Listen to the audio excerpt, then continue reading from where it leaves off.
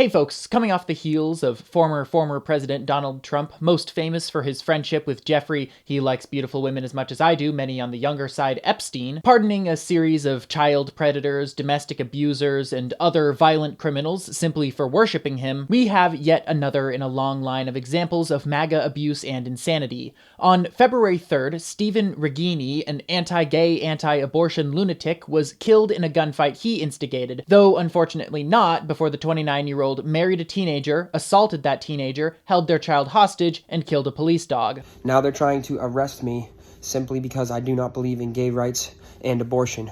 Let me ask you, if you're a law enforcement officer, why do you support the COVID vaccines?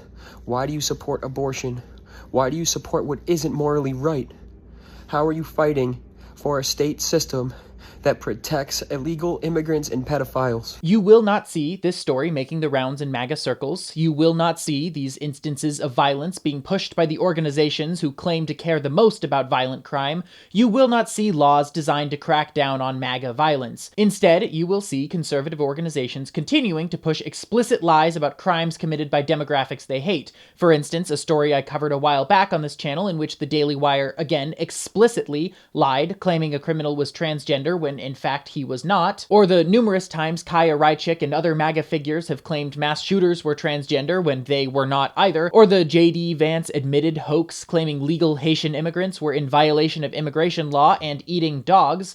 They will lie in order to convince you there is an epidemic of violence committed by the people they want to enact violence upon. We, where we refers to anyone whose brain cells and moral compasses are still functional after the re-election of America's most famous oligarch/pedophile, don't have to lie. We know that 4 out of the 5 most violent states in this union went for Trump, meanwhile 4 out of the 5 least violent states went for Harris. MAGA violence is likely to be ignored and underreported by the media, who are largely kowtowing to this criminal fascist's agenda. The current administration and the rabid movement backing it do not believe in data or statistics of any kind. They only speak in anecdotes, even when those anecdotes are falsified by their self-proclaimed alternative media. So do not allow them to forget these anecdotes. Continue to remind them that their president pardons pedophiles, that the El Paso shooter wanted to rid this country of immigrants, that the Dallas mall shooter wore the right-wing death squad insignia, that West Virginia Republicans voted to uphold child marriage, and that yet another anti-gay whack job has turned out to be a violent groomer. This is not the world that I want to live in, where the current dominant party is helmed by violent, child-abusing psychopaths,